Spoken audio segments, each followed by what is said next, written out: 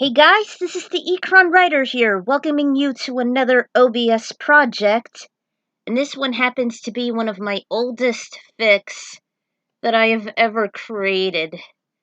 And this happens to be a crossover, well, sort of, kind of, crossover with the Fantastic Four, the film series, the infamous film series that started in 2005 and ended with Rise of the Silver Surfer, as well as the infamous Silver Surfer game for the NES. The search for Shalla-Bal. Ugh, breath is on. That old Marvel fic I used to make. Ooh. Out of all the old fics that I've done like 10 years ago, this is like one of the best out of the other one-shots and mini-series that I used to make when I was like 18, or more like when I was like 22-ish, 21, somewhere around there. Anyway, I actually started this fic around like 2009-ish, and this was before I actually got good on writing fanfics. So, forgive me if the fanfic quality happens to be terrible. Don't say I didn't warn you guys, so let's get this over with. Alright, the search for Shalla-Bal. This might not be one of my best work, as I've already mentioned. It's very old, made in 2009, like the Mutant Island, which is a one-shot of my Fantastic Four OC series back in the day. But this one takes place after the events of Rise of the Silver Surfer, although it's not set from my OC's perspective, which is the two-parter that I made way back. After 2 years of yearning of where the surfer is, Terry goes on a mission to find him herself, which is based on me, actually. The reunion then turns into a rescue mission as he's desperate to find his beloved Shalla-Bal. Alright, Chapter 1. It's been 2 years since Reed and Sue tied the knot. During that time, Terry has been preoccupied on finding Norrin Red, also known as the Silver Surfer. So far, there has been no luck. A few years back, Reed made the Fantastic Car, which is a huge jet that can travel on land, water, and air, except in space. In response to that, Terry has sent an aircraft that has these capabilities, the Astro Wing, which is actually a reference and inspiration of Star Fox, actually. I came up with those crazy ideas way back. I didn't back them up well, though. So, don't ask how she got it. It had been 5 years since she last used it. By that time, Reed constantly figured out what makes the Astro Wing and the Fantastic Car unique from each other. When it finally came a few weeks later, Terry noticed how unsanitary it was. In order for it to work properly, she has to clean every nook and cranny both inside and out. After several hours of dusting, sweeping, vacuuming, polishing, cleaning the residue, and emptying the trash from the cockpit while listening to Johnny's mixed CDs, she was almost ready. All she had to do was to make sure that there was enough fuel, liquid O2, and to do that she needed to make an equal amount in each wing. Sometimes she had to jump on them lightly until its caller, Lucille, confirms that it's ready for takeoff. Like I said, don't ask how I got these ideas, I just came up with them. Anyways, one night she was looking through a huge telescope trying to find Norrin, but all she saw was a silvery capsule. She thought it was space trash left from the team's DNA mission, but she wasn't certain. The lens didn't give it a clear view, so she zoomed in closer. While she was looking very hard, Sue touched her shoulder and they both yelped, "Ah!" They apologized and Terry said she was using the telescope to look at the wind, being creative. They both said goodnight to each other, then she looked again, only this time the silvery object was gone. She waited for tomorrow night to use her Astro Wing to see the object up close. The flight went smoothly, then Lucia warned her that there was an unknown radiation ahead. Whatever it was looked like a comet traveling fast. but she could tell it was making its own energy. She heard the phrases, unknown radiation, making its own energy. Then it came to her. Norrin is here! She started to give chase, and then she saw figures shining through. It looked like someone on a surfboard. Like a trucker, she kept calling his name and to stop moving. The steering handle started to jiggle and she heard something shoot out. Somehow Lucille made the Astrowing shoot a bomb automatically. It hit the board, and in response, Norrin released an energy blast and the ship went down.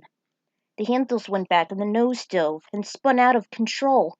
But Terry managed to keep the nose up as it crash landed on a stormy, snowy terrain. Terry was unconscious. Then Norrin came to see who shot him. He opened the Astrowing and took the air mask off. Then he realized who it was. After a few minutes of comforting her, the ship was closed. Then he realized who, and then he left. The next morning, Terry came to. She was covered in thick blankets and the inside of the ship was very warm.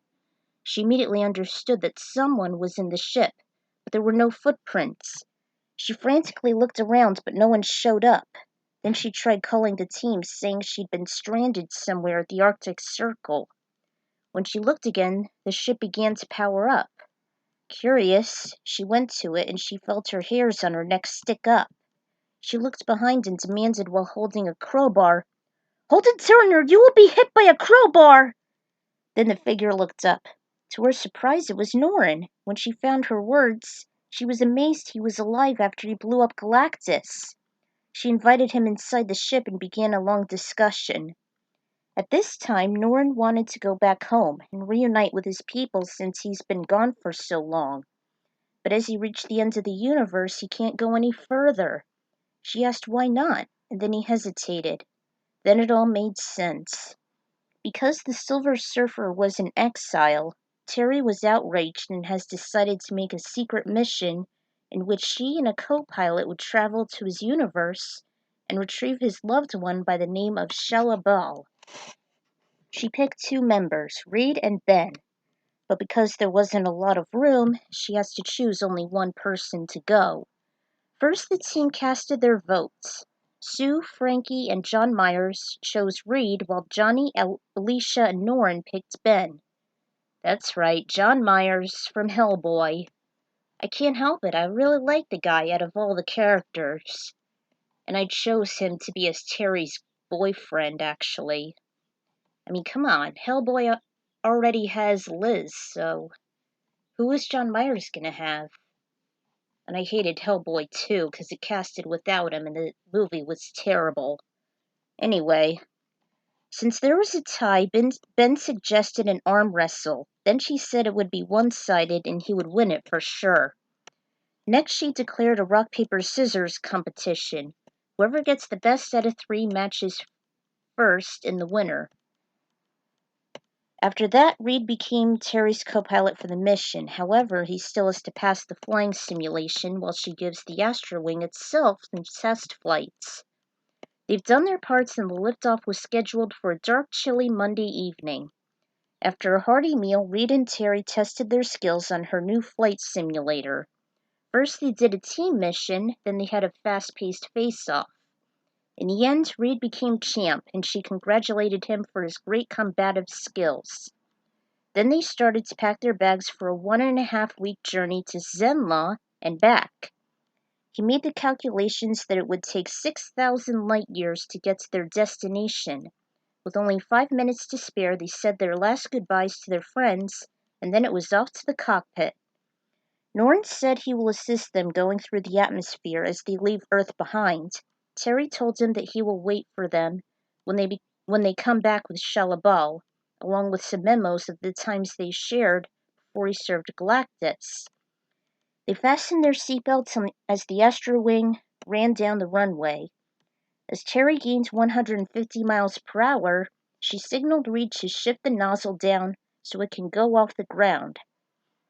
The wheels folded in, the wings extended, and she pulled the controllers up as the aircraft took flight. After a shaky start, thanks to the turbulence, they were pulled back by the G-force as they entered the atmosphere with Norrin just ahead. A couple minutes later, everything started to become smooth and calm. Reed and Terry were all right, and she in awe looked out the side window to see the big blue planet close by. Norn was waiting for them, and they started to follow him as they made their first foot on their perilous mission. Not only that, but it was also the first time in history that any human can see Mars, venture through the asteroid belt, discover the outer planets, and leap to another distant universe. As Reed and Terry watched their home planet disappear, she called Susan and told her that they have started their mission after exiting the atmosphere safely. Even from another solar system, the Astrowing can contact people from any time, anywhere, just as long as they had fuel as in their tanks. One crisis entailed that if they run out, they would also lose oxygen. In case of an emergency, Terry organized a closet consisting of a 5-foot spacesuit and a pair of 6-inch magnetic boots, along with a 6-foot spacesuit and a pair of 7-inch boots. In the back section, there was a small microwave oven and a refrigerator loaded with snacks and portable goods, even freeze-dried ice cream which had chocolate, vanilla, strawberry, and Terry's favorite, mint chip. That was actually an inspiration from Epcot and when I went to Florida for vacation one time, back in like 2002, actually 2003, and then again in 2007. And I always liked the Epcot and the NASA rides, especially when it had that space theme, that NASA theme, and it had the freeze-dried ice cream, those little bits of it. They were kind of like marshmallows, but they were just as better. I miss those. While they were finished listening to Space Cowboy by NSYNC and Lisa Left Eye Lopes, the Astrowing went into hyperspeed. Terry kept a wary eye on the fuel gauge, because the longer they stayed in hyperspeed, the more fuel it used. She also kept an eye on the virtual map as well. After a couple minutes, the ship slowed down.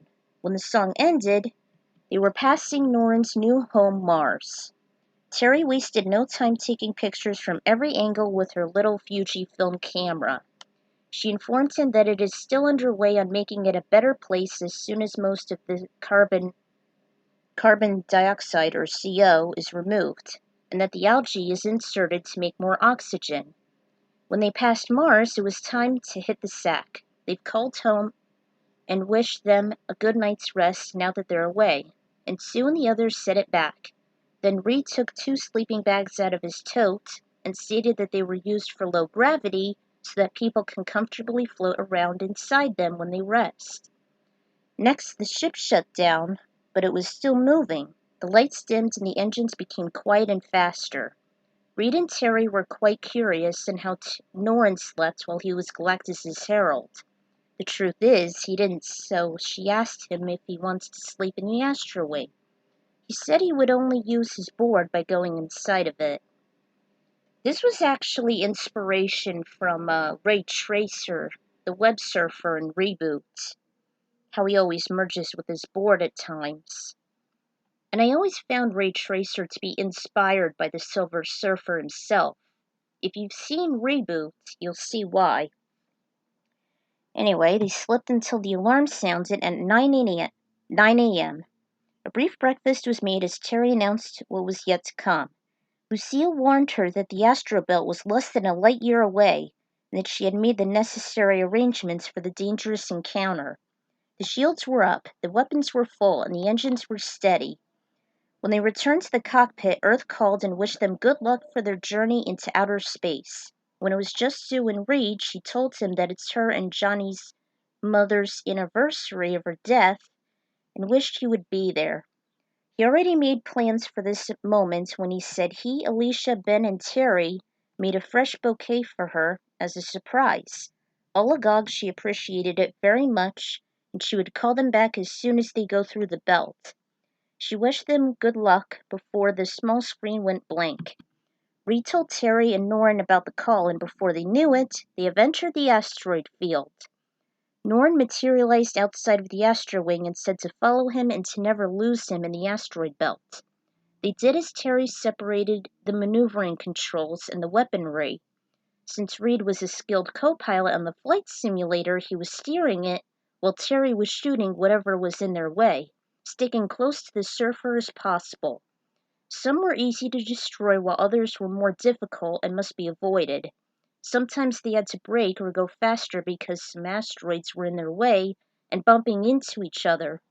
It was a wild roller coaster ride, but they still maintained their course. Just as they thought it was over, there was an enormous asteroid heading for them, one that it was at least a mile wide. Lasers had no effect, so Terry told Reed to keep the ship steady while she aimed for the core of the rock. She murmured, "Time for another Big Bang!" She did it as a bomb shot out of the ship's nozzle, and then the asteroid made a humongous explosion, spewing space dust and small debris everywhere. Just ahead, Norrin looked behind him as it blew up, wondering if the Astro Wing and the others were okay. They've gained speed and approached him at the end of the field. Relieved, she thought that they lost him when the asteroid headed for them. After a brief reunion, they resumed their journey. They've called Earth 5 minutes later, and she told them the Astro Wing went through the asteroid belt, and Reed's an amazing co-pilot. The two controls were now one, and they made a little celebration as they had a hearty meal in the ship. A few hours have passed, and it was time to rest once more.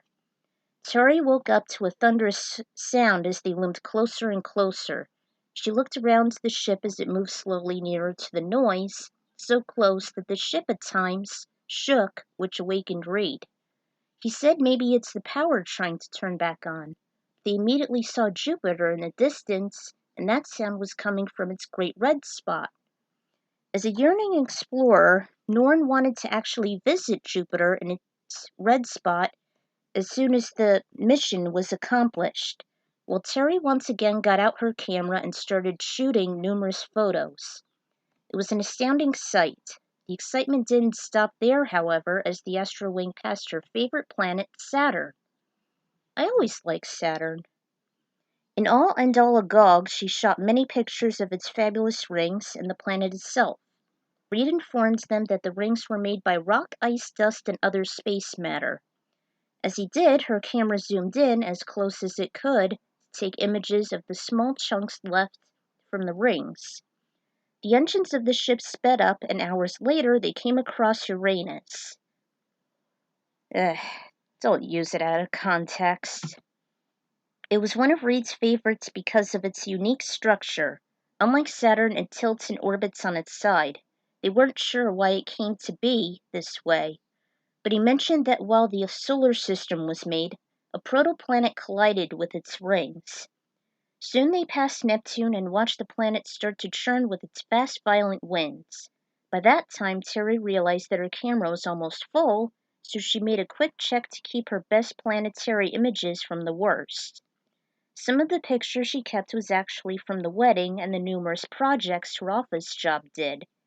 Then she mentioned to Norrin that they were almost at the ends of the solar system, which he already knew. She said, "We just need to pass one more heavenly body, which was formerly the last planet, Pluto." It was 11:15 p.m. as they went by the dwarf planet, and as they did, she explained why it was no longer the final planet, but instead it was Neptune. She even mentioned that one time Neptune and Pluto actually switched places from each other. They've slept until there was a strange fuzzing noise coming from the outside of the Astro Wing. Then they realized that Norrin reached his limit. Frightened, Terry ordered Lucille to stop the ship before she crashed into him. Then there was a long silence as he sadly sat down on his board.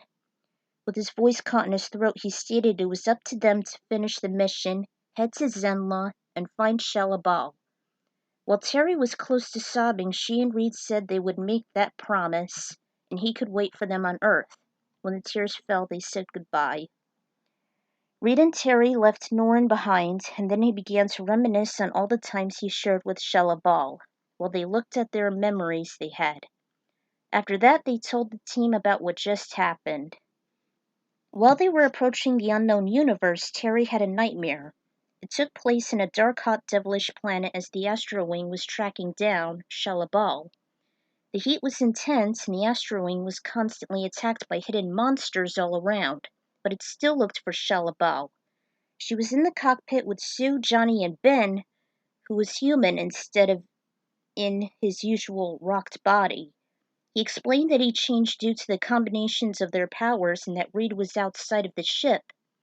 Then it was held down by a gravitational pull, and she saw an enormous demon-like creature attacking Reed in the Astrowing.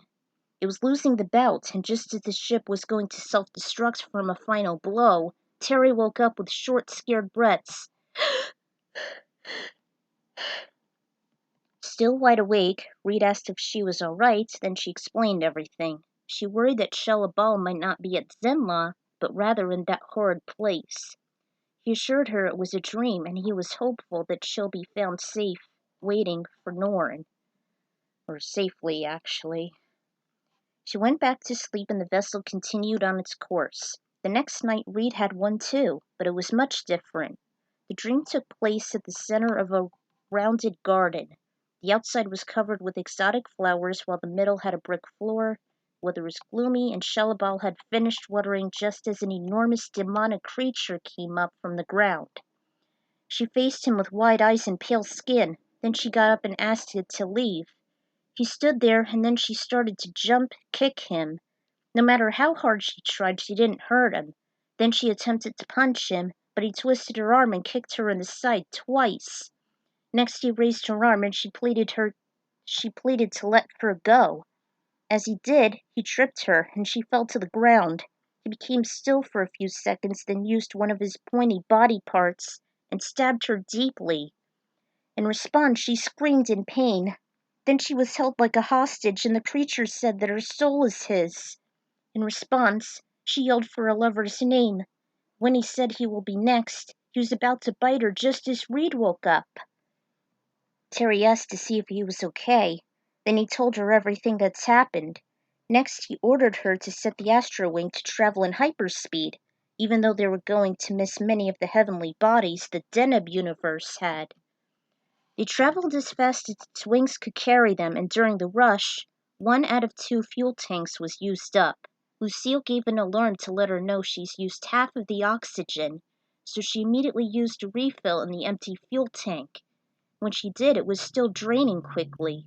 She hoped that at this pace they could reach Zenla and back without the risk of running out of oxygen. Meanwhile, Norn returned to Earth and told Sue and the others that the Astrowing will arrive at its destination shortly. Back at the vessel, Reed opened his eyes and saw a small light blue orb in the distance. He woke up Terry and said that this orb could be Zenla. Willing to find out, they slowly steered the Astrowing toward it. Just then, Lucille announced that they had finally reached their destination. It was a light blue planet with clouds circling it, along with a big dusty rocky ring in the center. Being that the inhabitants, the Zenlavians, have never heard of them before, they decided to land discreetly. The Astrowing had no trouble when it went through the atmosphere. In fact, it was much less toxic and thinner than Earth's atmosphere, though. But like their home planet, the environment was lush and very fertile. Much of the vegetation was able to grow twice as much as Earth's plants. And the creatures there looked and sounded a lot different, like as if they went back in time to see the dinosaurs reincarnated. Suddenly there was a high-pitched screeching noise and the Astrowing took a dip. It landed on top of a thick branch in one of the enormous thick sequoia trees. Terry stated, "I think we're here." They both looked down from the cockpit and they saw that they were still high above the ground. The trees were so high they could still see the clouds circling it. Slowly they brought the ship down on the unusually rich soil. Whew. She's finally on the ground again. They exited and stretched as they took in their new surroundings. Just then they heard guns being pointed at them. They were encircled by people in heavy artillery and air masks. One of the guys scowled. "Freeze! We have you completely surrounded!" They stepped in closer, and more of them emerged from the thickets with red beams shining at them. Then the same person said, "What have you done with the disappearance of Shalla-Bal? Answer me, or we'll shoot! You have disturbed the peace of the Zelavians. Surrender now! Terry tried to convince the footmen that they have never been here. At a moment's notice, a silver-haired woman emerged and said, You can put all that stuff away, boys. You've heard them. They've never been here before. Always causing trouble, huh, Fanan?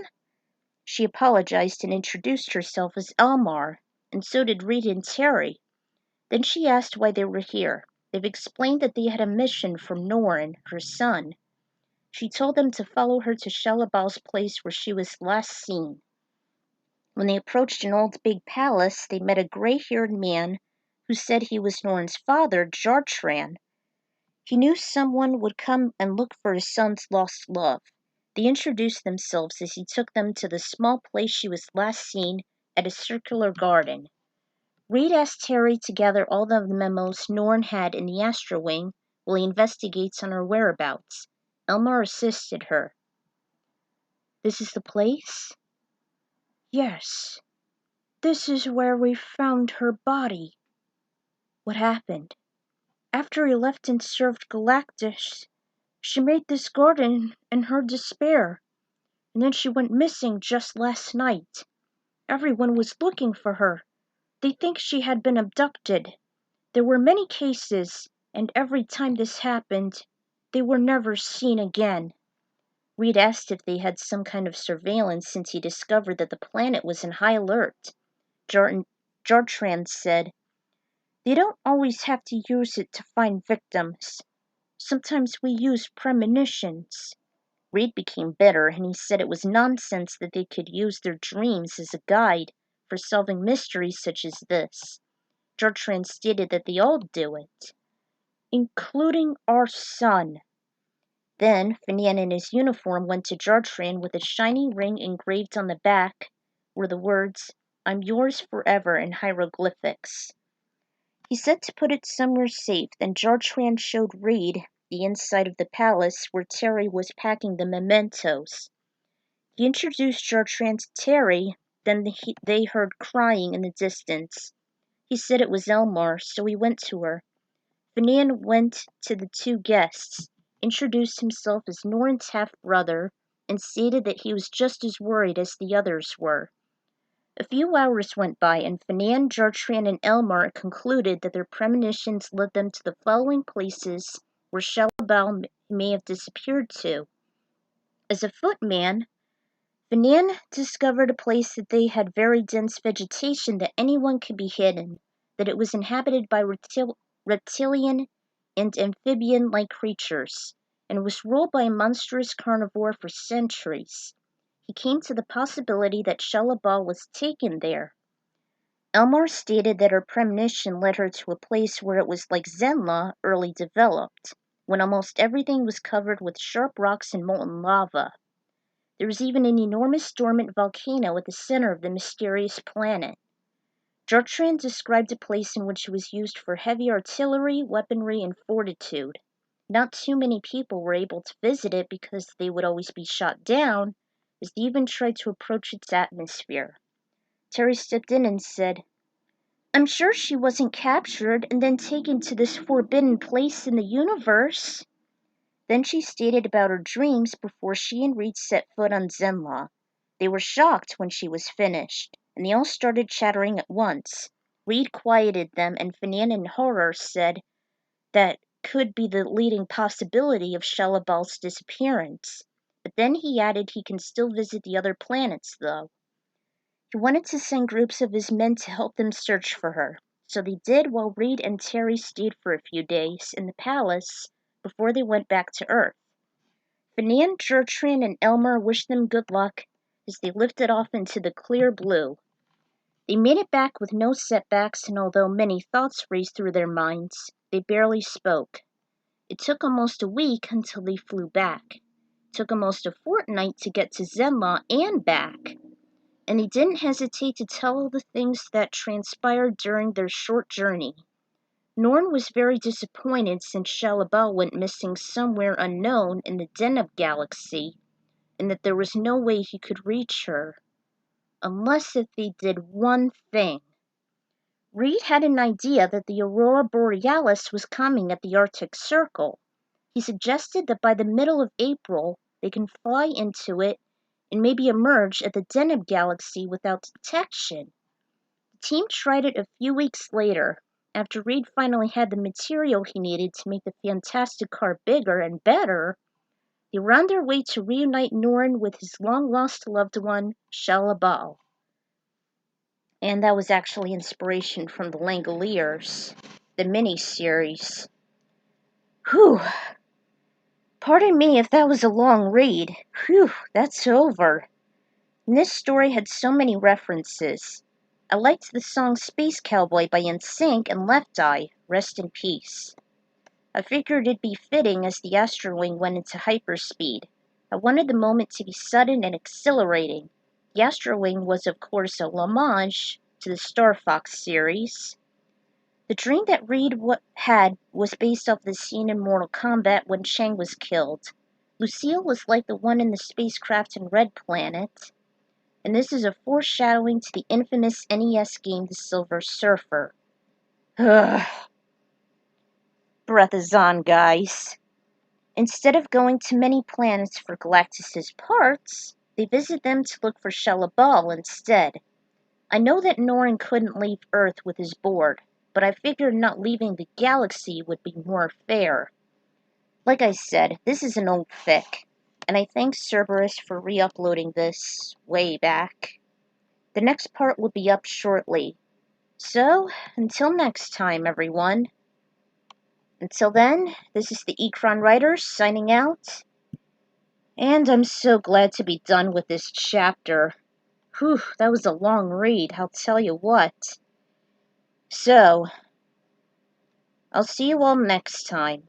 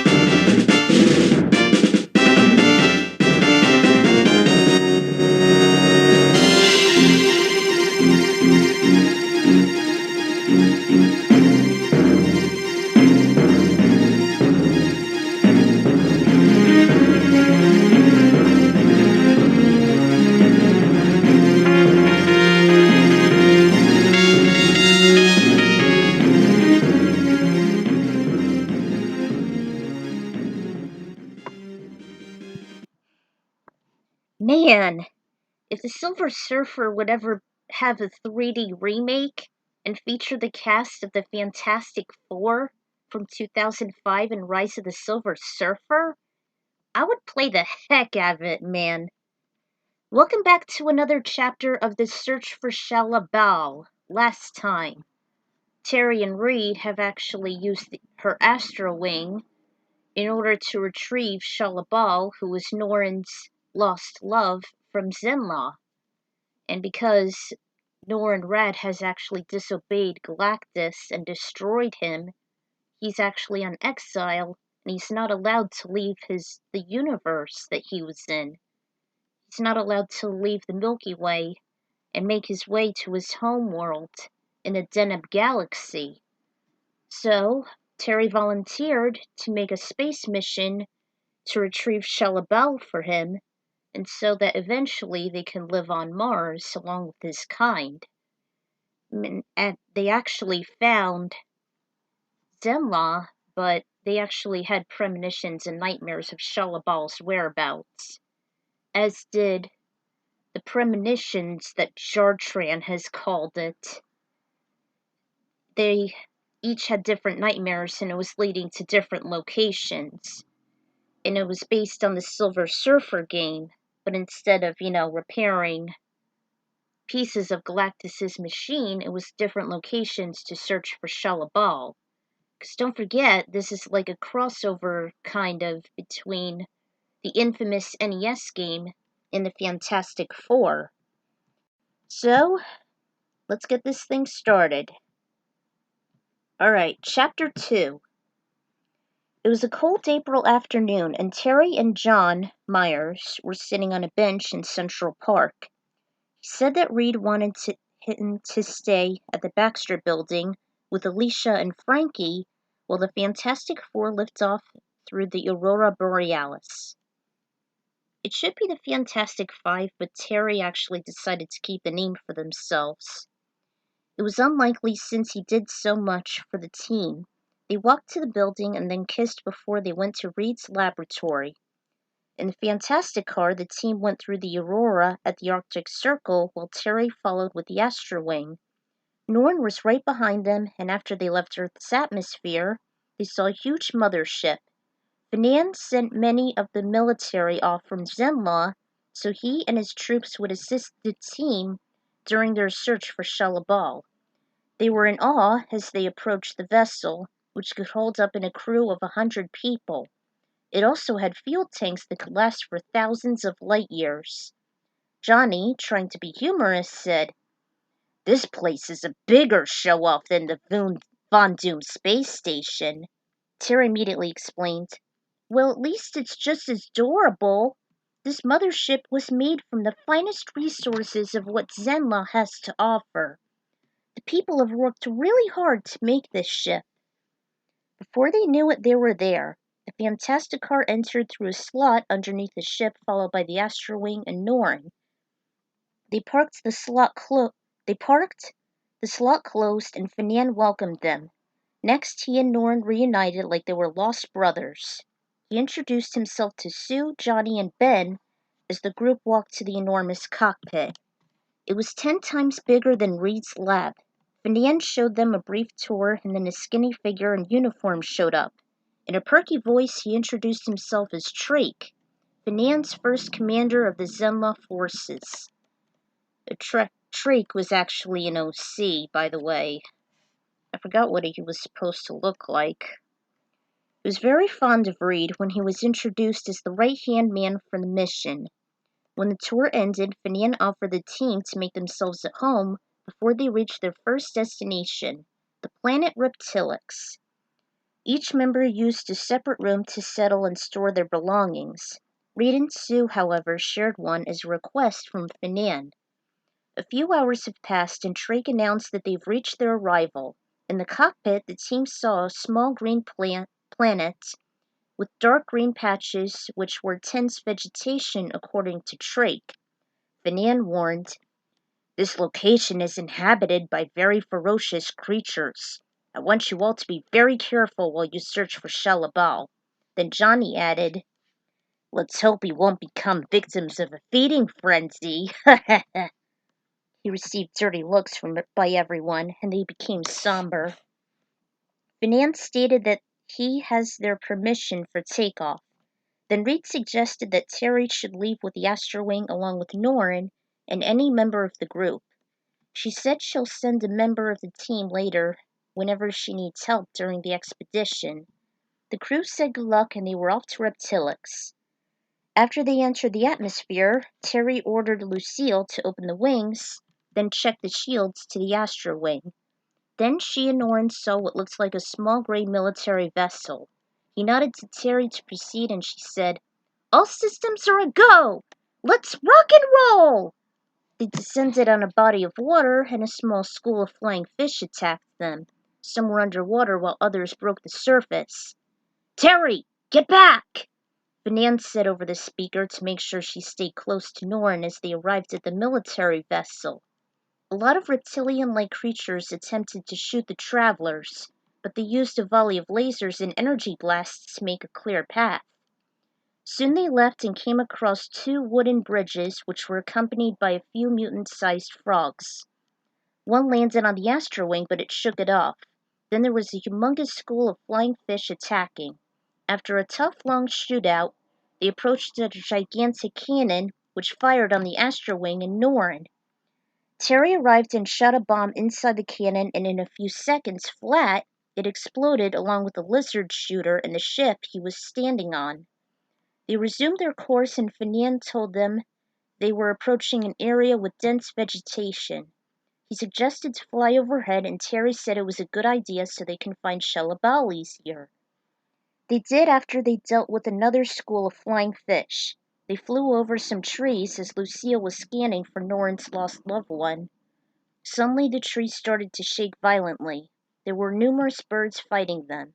Some were flocks of Archaeopteryx, others were gigantic pterosaurs.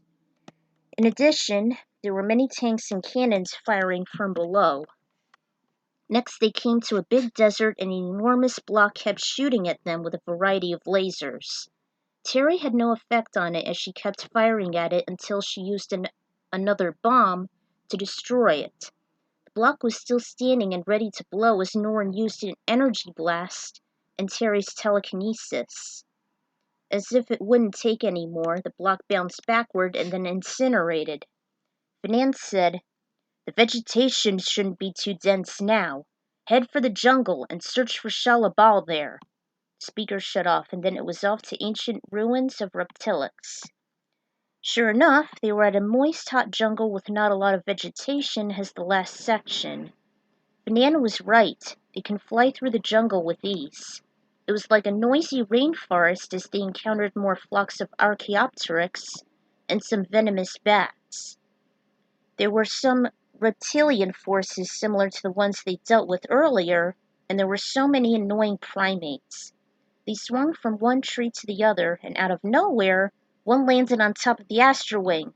"Stay away from me, you barbaric baboons!" cried Terry. She shook and shot off each one. By then her shield gauge indicated it was half empty, but luckily Norrin was there to refill whenever she needed it. He assured her that he can take care of himself against enemy attack. He hasn't fallen off his board yet. They were passing the ancient ruins when they heard a thunderous noise. At times the group shook, and after a while, they were heading to a clearing when they saw an astonishing sight. "Holy smokes! Look at this!" Terry exclaimed as she took photographs of an enormous dinosaur footprint. "This track must be close to 6 feet deep. If there is living proof in which dinosaurs have existed, there it is," she said to Reed at the helm of the mothership. Finian then responded, "There has been no sign of Shalla-Bal anywhere on this planet, regretfully. Return to base. The scanning's complete." Just then they heard trees toppling over, and the sound loomed closer and closer. She and Norrin stopped to see what was causing all that ruckus. They saw a green 50-foot T-Rex roaming around. Terry said in a startled voice not to move as the T-Rex could see them when in motion. Soon it came close to the Astrowing, and then it let out a piercing roar. Terry covered her ears and she saw that its teeth were like gigantic knives, almost 50 inches long. It looked closely inside and then it tried to swap at it like as if the ship was a fly. The T-Rex reptile missed and she declared, "If it's a fight you want, if it's a fight you'll get." Norn and Terry made a break for it, then Reptile gave chase. Lucille, at Terry's order, initiated the ship for all range mode, instead of just going one way. The wings extended and the vessel went faster and more agile. "Bogey on my tail! Ben, I need your help to shake him off!" Banan replied that he's on his way. Reptile tried to bite the Astrowing, but it sped up, turned, and started shooting a volley of lasers. Nearly affected it, though. Then the T-Rex was slapped in the face and started to chase Norin. This was her moment to fly away and search for Ben, but he never showed up. Suddenly, Reptile opened its mouth and an energy beam shot out toward the Astrowing. Terry avoided and said, "Whoa! Even its breath is a weapon!"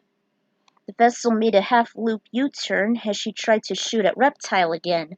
It chased her with fury. The Astrowing took damage and started to slow down. Then Ben grabbed the T-Rex's tail and let out a high-pitched scream. It tried relentlessly to shake him off. Then Terry went around and headed for the bad boy. "What are you doing?" "I have an idea." The T-Rex opened its mouth and immediately closed it, then swallowed what was in its mouth. The Astrowing descended and opened the hatch. "Quick, Ben, get in!" He immediately stepped in and off they went with the surfer behind them. Reptile looked up and realized what was inside was a bomb Terry shot. In agony, it let out a menacing roar, then its body exploded. Norn and the Astrowing stopped and looked at the damage being done. They were in awe, and then the clearing was covered by ants. Actually, it was the entire mod squad checking the mess. "Maybe we should leave." In response, Ben said it was a good idea. The gang left Reptilix and returned to the mothership through the underslot. She parked and went to the cockpit along with Ben and Norn beside her. They walked to the main room where Fanan, Trake, and the others welcomed them with glee. Johnny chimed in, "That was one cool stunt you pulled." Terry thanked him for the compliment. Fanan sighed. "Well, looks like Reptilix didn't have her, but don't get discouraged. Our next assignment is this heading," he said, showing a red planet. "This is the place where Elmar had her premonition. I hope Mom's right." Because of the environment, Terry requested that Johnny should go. However, she was uncertain whether or not her Astrowing can take the heat for the second mission. This was a lot easier to work on, so the first planet Reptilix was the name I made up. It was the first destination. Reptile was a mashup from the T-Rex in Jurassic Park and Uzaru from Dragon Ball Z. Or Uzaro, actually. Though its name was Reptile in the game, I wanted to make the story similar to both the game and Star Fox. If it was made in 3D, it could be a hit. The block machine was similar to the annoying enemies from Code Lyoko, and I tried to make the sections similar like the ones in the Silver Surfer game. And Drake was a military OC, the name I wanted to make more unique to Drake and Jake, but I figured that the T would be stronger. Again, thank you, Sir, for re-uploading this, because I was close to losing that story way back. And I hope I'll get the next chapter done soon.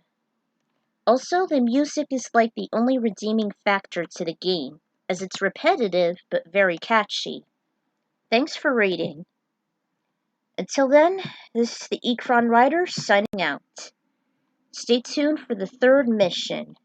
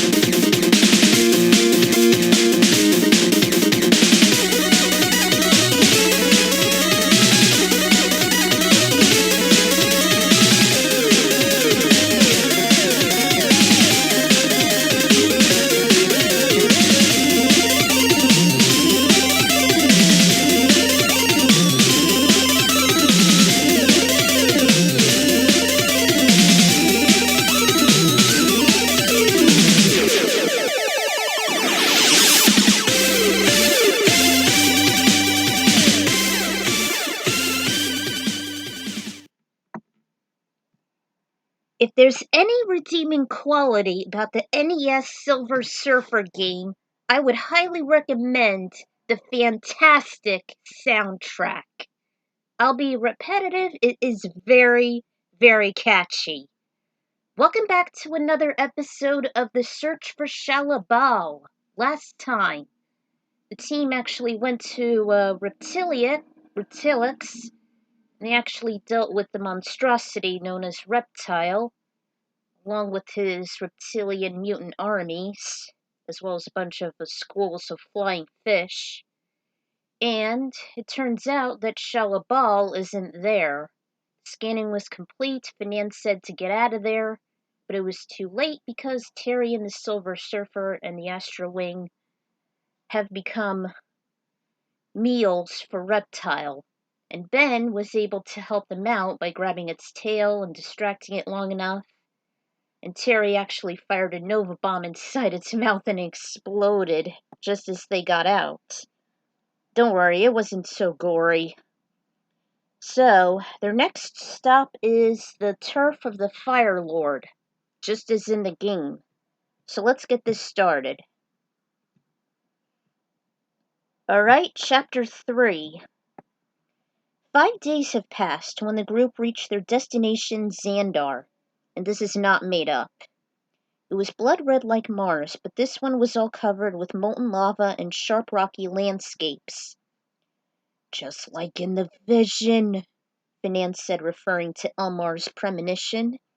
Terry has decided that Johnny should go with Norn since they can both take the heat, but she, on the other hand, was uncertain.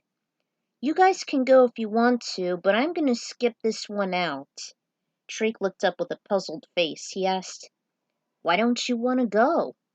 She replied that the Astro Wing might not be suitable searching for Shalla-Bal in dry heat. She went to Reed, who was at the controls with Finan, Sue, and Ben. She repeated what she said, then he confidently stated that he has installed air conditioning from the coldest areas in space.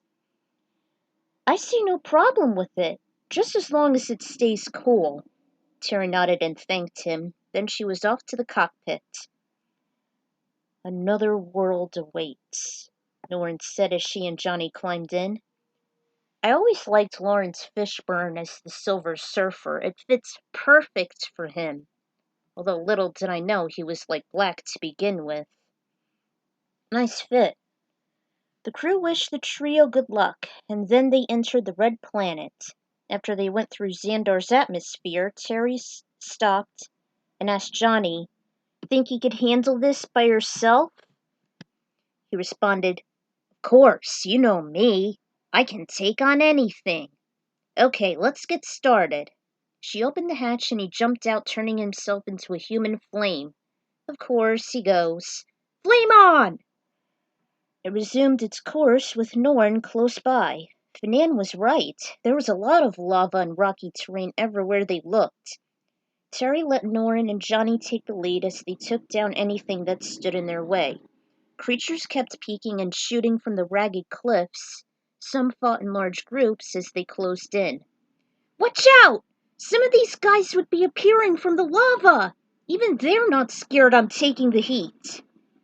She made a dirty look as she saw Johnny engulfed in flame playing in the lava, although she was surprised that it didn't bother him at all. More enemies emerged from the lava and some of them ducked, reloaded, and shot again. As soon as the crew came to a section where there was almost nothing but lava, they saw a tall, skinny volcano connected to a narrow cave. "What do you think? You think Elmar's right about her being in this hot place?" Determined as ever, Norn proceeded to it. She got a call from Finan. "That area's an oven. Don't go burning that Astro Wing. Be reasonable, Terry." "Don't worry, Cadet. I'll be careful." She thought out loud that the cave is so narrow that she and the others would have to stay in single file. She drew forward behind Norn, then Johnny trailed behind her. "I got your back." "I wish it was the same in the game. Darn it." They went in and Terry complained when the air conditioner would turn on. As if on command, Lucille activated it and she felt immediate relief. Sure enough, they made their way through narrow paths in the cave. There were a few basins of lava where enemies tend to splash out and attack. The rest were in sharp, ragged flooring. Some bogies approached from behind where Johnny used his flames to destroy them. At times, the small group felt earthquakes and a few loose stalactites fell. They slowed to a crawl so they wouldn't be clobbered. She had to give a signal so Johnny wouldn't burn the tail off. Most of them were shot to make them fall without any risk. The surfer, the Astrowing, and Johnny sped up as they entered a wider area of the cave where they roamed more easily. In the distance, they heard a roar similar to an enormous dragon. Then they felt more quakes and fireballs were thrown toward them. "Allow me!" exclaimed Johnny as he went ahead and pushed the embers aside with ease. The team wandered to a path leading upwards where the volcano stood. They saw an enormous pool of lava and suddenly it started to ripple. The ground shook, then lava began to tower over them. When it came down, they saw what looked like a human sphinx. It was indeed Pyreus Krill himself, aka the Fire Lord. Reed announced over the speakers that the analysis was complete and the enemy goes by the name of Fire Lord. It refused to let them pass. It groaned and swiped at the Astro Wing like a fly. The wings were burning, so she made a few barrel rolls to put them out. The team took turns attacking it, but nothing affected it. Johnny did most of the dirty work as he kept lunging toward it and releasing embers. "It appears we're at a standoff." Then Johnny thought about turning into a supernova, as if she read his mind, which she did. She immediately said it won't do any good since the enemy is immune to their attacks. Finally, the Astrowing set off an alarm to ensure that it can't take any more blows. Suddenly, she had an idea. She opened a big unit of the controllers and saw a lot of wires intertwined with each other. She followed the wires until she found one leading to the lasers and another from the newly installed air conditioner. Johnny looked at Terry while Norrin kept fighting Firelord and said in a panic, "Terry, what are you doing?" She connected the two together, looked up and said, It's a risk I'm willing to take." She closed the unit, aimed directly at the enemy, and pounded and held on a big button. Just then, an ice beam shot out from the ship, and Firelord started to get weaker. This was before the Silver Comet, by the way. It moaned in agony, and the entire place began to freeze. Johnny hurriedly took cover under the Astrowing so he won't get hit. Terry held on to the button with all her might and in the process used her telekinesis to make the onslaught more powerful. 5 minutes later, everything grew silent. The team saw everything except the lava encased in ice. Then the frozen Firelord rocked and fell back into pieces. "Oh my God." Terry in the cockpit breathed heavily and then collapsed on the controllers. Johnny and Norrin heard the thud coming from inside the Astrowing and looked to see what happened. They saw Terry lying face down on the motherboard. Johnny tried to open the ship until he found a button that allowed him access. "Terry! Terry!" He tried to wake her up. She was the unlucky one since he's used to the heat thanks to his powers, and it wasn't a problem for Norrin because he had the board to protect him. Again, Johnny shook her and called her name, but it was no use. Then he heard an alarm go off. Lucille gave a warning that it can't hold up in the intense heat, even though everything was frozen. Frantically, Johnny tumbled into the cockpit, carried Terry to the co-pilot's seat, fastened their belts, and attempted to fly the ship out of the volcano. Suddenly, it was going down into the lava, but thanks to Norrin, he was able to leave the fervid place and head back to the mothership. Terry began to stir as Johnny kept calling her name. He was sitting on her bed, along with Reed, Ben, Fanan, and Norrin close to his side. In a weak voice, she wondered where she was, and when she realized it, she started to panic. "What happened to the ship? Where's the Astrowing?" Reed calmed her down and assured her that it was safe. Relieved, she took deep breaths, grabbed the glass of ice water from Fanan, and drank it quickly. She coughed, then Reed Reed used a thermometer on her forehead. She had a temperature of 101, but fortunately it was going down. He told the others to scoot as he gave her more water. He suggested she should rest and drink more so everyone would finish the mission in one piece. Terry realized that Shalla-Bal was not yet found. As she laid down, she made a confession. Do you remember when we first defeated Victor a few years ago? When he was superheated, then immediately became frozen? Chemistry Lesson 101, I think it is. Reed nodded and she explained. With that in mind, I had no choice because we were at a standoff. I figured the only way to wipe out the Fire Lord is to use an opposing element. It was a risk I was willing to take. I understand. The Astro Wing's outer hull was burned, but the rest of it is okay. She remembered Sue didn't show up. She asked and he said that she left along with the overnight crew. They went to a rest stop which is almost 20 light years away. Terry felt worried at the thought, then Reed assured that as long as they're not in another planet, there will be no trouble. He also told her that the mothership will go into hypersleep, meaning the air pressure would turn on, then it will be on autopilot to save energy. Almost like being in a jet.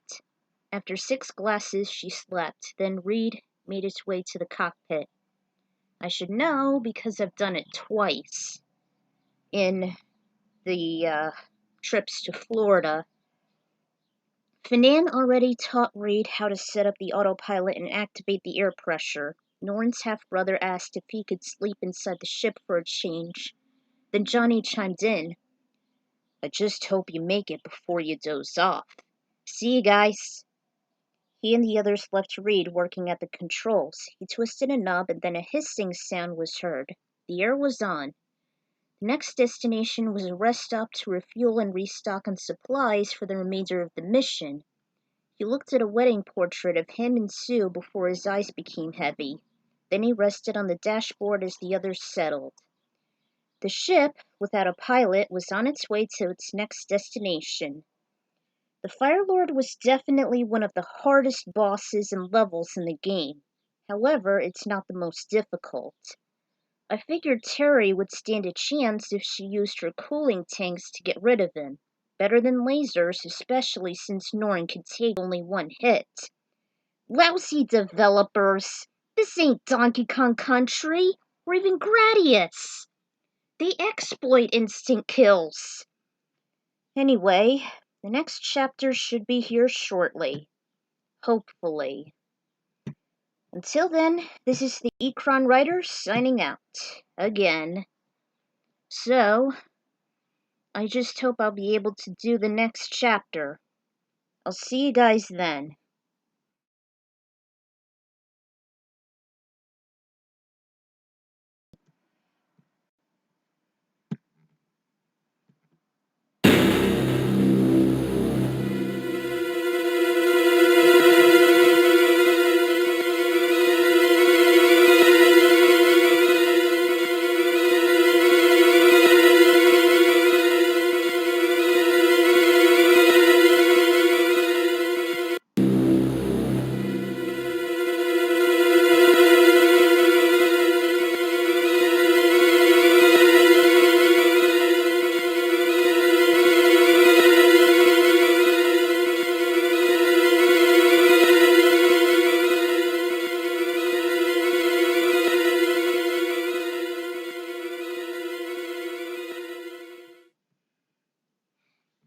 Whatever this song entails, it can't be good. Welcome back to another chapter of the search for Shalla-Bal. Last time, Johnny, Norn, and Terry, in the Astro Wing, of course, has reached their next destination known as Zalar, or Zanar, or whatever it is. And they actually met up with the Fire Lord inside a volcano. And in case you can't tell, I actually omitted a third section because technically there are 3 sections in a level in Silver Surfer. But I wanted to make it quick, so I just omitted the last one. Anyway, They met up with Fire Lord, hoping to find Shalla-Bal held captive there, but she wasn't there. So, after Terry used the Astro Wing and its cooling jets to freeze the Fire Lord, just as they did with Victor Von Doom, they actually managed to escape thanks to Johnny's help at the controls. They went back to the mothership, and Sue actually went with the overnight crew to a rest stop. So the Zenla mothership is going to go to a rest stop before they resume their mission. So, let's get this started, shall we? Alright, Chapter 4. Several light years away, a small vessel carrying Sue and the overnight crew was on its way to the rest stop. There was anger, fear, and a little comfort as she wondered if she was going to be okay without the team. She hoped for the same for Terry. One of the troops came in and saw agony on her face. He rested his hands on her shoulder and said they'll be fine. He turned off the lights and closed the door as she slept in her cot. It was small but comfortable. After a while she woke up to a high-pitched noise and then a roaring sound looming closer to her. Thinking she was still at the mothership, she kept calling for Reed and searched through the room. He wasn't there. Then she saw dark matter coming from underneath the door. She stood guard as it was forming into a standing figure. She made a force field to protect herself, and it somehow broke as the dark matter grabbed her tightly. She struggled to break free, but it was useless. She saw the door open slowly, and then a white light illuminated the hall as the same person who calmed her walked through, along with the rest of the crew and a strange old man with long, thick white hair. Well, actually, I should say old woman, but it kind of looks like an old man. Her eyes began to glow red as he stood in front of her and said hypnotically, "We have come to take you in, Susan Storm." She became pale, then her body was shaking. The man possessor grabbed her shoulders as she looked into his eyes. She closed them. She didn't want to be next. Then the dark matter went inside her. She started to panic as it forced her to open them. When they did, the man flashed his eyes at her. She screamed Reed's name, and then he woke up with a jolt in a cold, shaky body. Everything was quiet and still except for his heartbeat. He looked around, then turned off the air pressure. Everything was alive again. He took a deep breath and heard Terry stepping into the cockpit. She walked to him and asked if there was anything she could help him with. No. No. Let's help all of us. They trotted to a radio. He pressed a button and he cried, "Red alert! Everyone wake up! Hurry!" The whole mothership flashed red, and everyone came running to the cockpit. Fernand asked, "What is it, Reed?" "Why, is there something wrong?" Reed told everyone that Sue was in trouble. He could feel it. He regretted leaving her. He ordered Terry and Norrin to head for the rest stop while the others would follow close behind. It was a light year away. That made Johnny uneasy because he was desperate on going in the Astro Wing and save her sister. She got into the Astro Wing and then she and Norrin went to their destination, even though, on all of their minds, it could be a trap. Meanwhile, not too far from the mothership, the overnight crew were finishing their installments inside the rest stop. Telepath she was, Possessor could hear the leader bow and say, "Your plan is working. Our traps are ready for the intruders. It is now up to you to decide their fate." He looked toward Sue, who wakened abruptly as if she took a jolt. Then her eyes glowed. They were ready for action. Terry, also a telepath, sensed something awry. She felt a chill and told everyone what she was feeling. Fernand warned them that the troops have to be hiding somewhere in the base. They took it into account as they trekked toward an ambush of a small, fast fleet. "He's quick! Be careful!" he said as she fought through it. "We're getting close to the base." Kinda like Sector X in Star Fox 64, of course. Mystery of the Space Base. They came to an enormous base that looked deserted and destroyed for quite some time. When she and Norn entered it slowly, they saw and recognized many of the weaponry installed from the overnight crew. Terry was amazed how quickly they made them.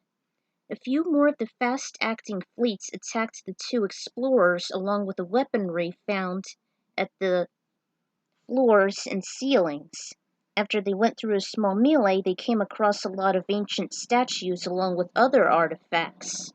Some were sitting on pedestals with their bodies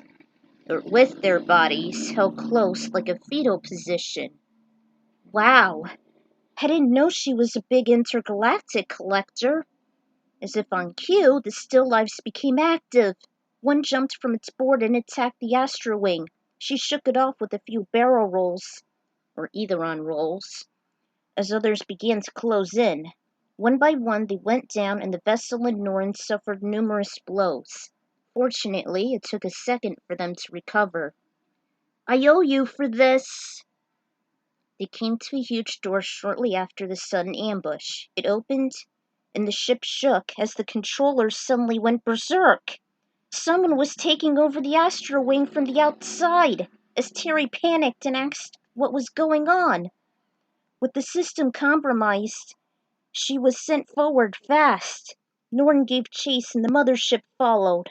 According to Reed, Terry seemed to have been seized by a tractor beam, or perhaps someone else who had telekinesis. Maybe it was Sue, but it certainly wasn't the crew's doing. Out of control, she came to a halt outside of the base. The attack was still active since she can't regain manual control. Everyone looked in awe as the overnight crew were floating in front of them. The head of the gang rose his head, flashed his eyes, and said, "Your time has come.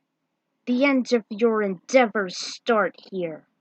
The group turned and bowed to Possessor as he approached. "We have come, Master Kamo," they said in unison.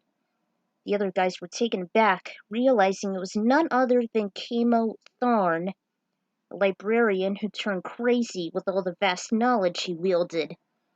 Little did they know, someone entered the mothership at the end of the chute where the vessels entered.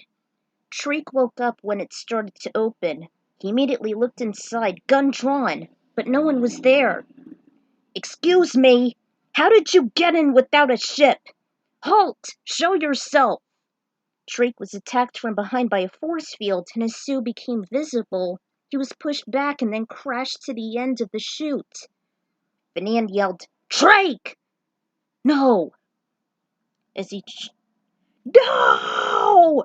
As he charged to her, then his head hit a force field and fell unconsciously to the ground. She headed to the cockpit in a trance. When she got there with glowing eyes, Johnny was trying to warn Reed, but it was too late. She got him in a stranglehold. He escaped when he tripped her. "Calm down, Sue. Look, I'm not gonna hurt you." But she kept fighting with every tooth and nail. Ben and Johnny looked outside, and he volunteered to step out while Ben took care of business. In an inflammable spacesuit, he charged to Possessor, and the small army were fixed on him. They were just about to make their move until they were captured by an energy field.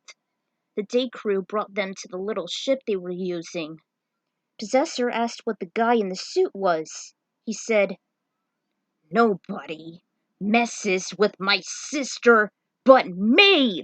Flame on!" Then his whole body engulfed in a fiery body. He kept attacking him along with Norn. As they held him back, Terry wasted no time to retreat to the mothership.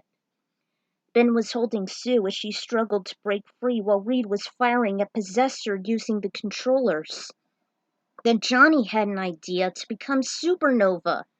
He gathered energy and encased him in a big ring while Norn kept it steady. Terry came and Sue escaped from Ben's grip.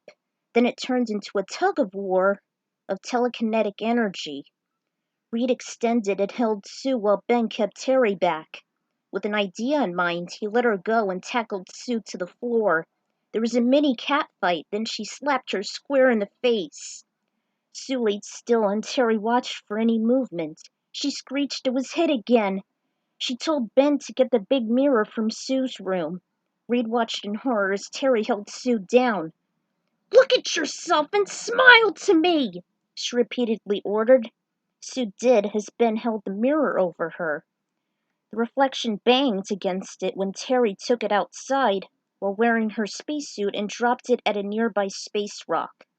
When it smashed into pieces, Possessor became weaker and a bomb shot out. He exploded. Then Reed caught Sue in his arms. She looked into his eyes. 1 minute, and the next she fell into a coma. Terry, Johnny, and Norn came in, and she said to Reed, "You did it! You destroyed him!"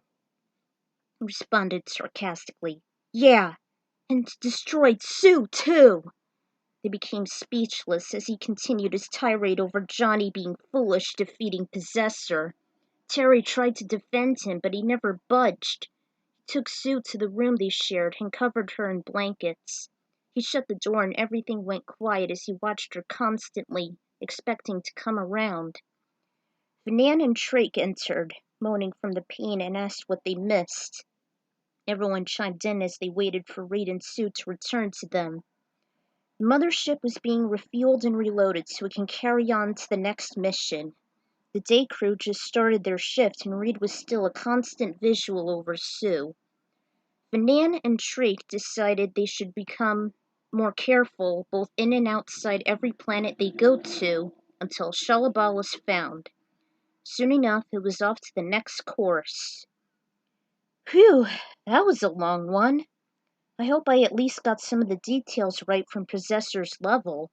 Oh yeah, the scene in which Terry traps Sue in a mirror, then breaking it, was inspired from one of my favorite movies, Constantine. Next chapter should be up soon. God darn it! I just wish Constantine wouldn't have so much negative reception. Thanks a lot for that, nostalgia critic. You suck. It's not depressing. Well, maybe it is, but still, Keanu Reeves? I still liked him in that movie. What the heck? Well, I'll see you all next time, guys.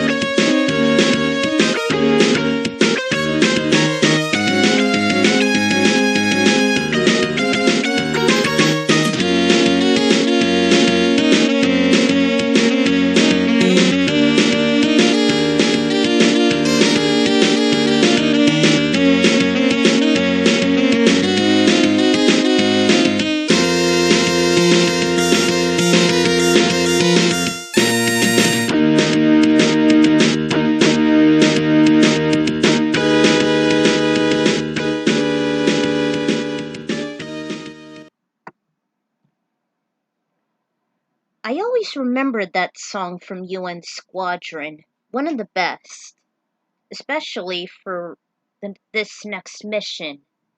Welcome back to another chapter of the search for Shalla-Bal. Last time, the team have actually gotten to a rest stop, which was actually an ambush set by Possessor as well as Sue and the overnight crew of the Zenlaw forces. Something like that.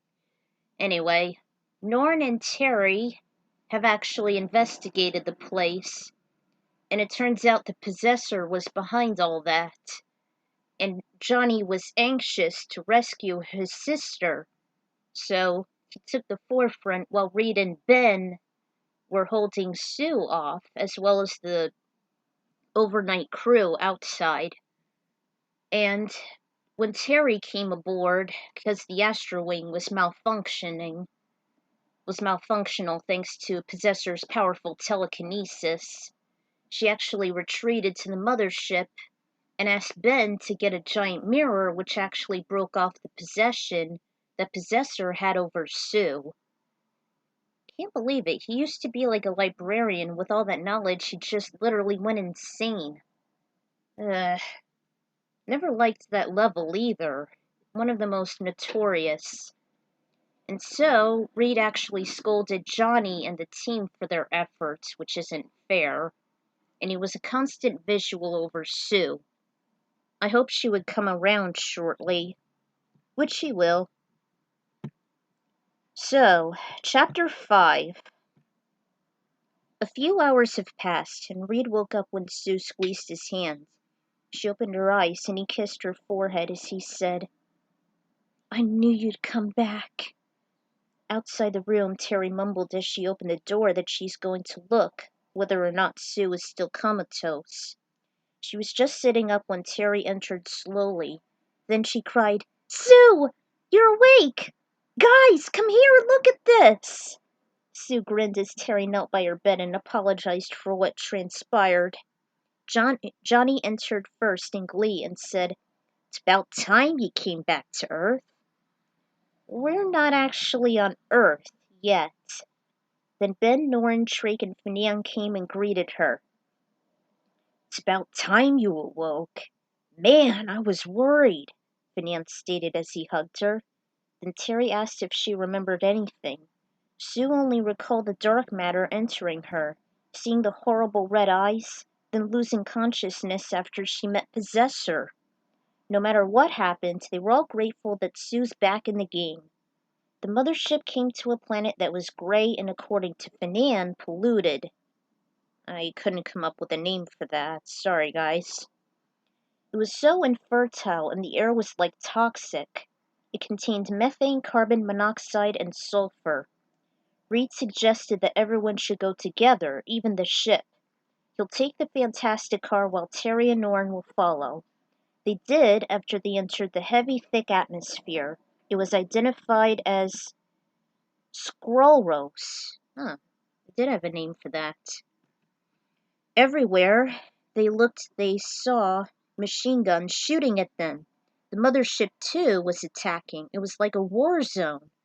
Then, after what seemed like forever, they came to a fortress that was so high, the tower went through the gas clouds.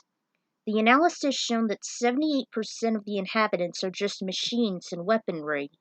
Norn's board, the Astro Wing, and the Fantastic Car landed while Finian and the others kept the tower clear from enemy assault.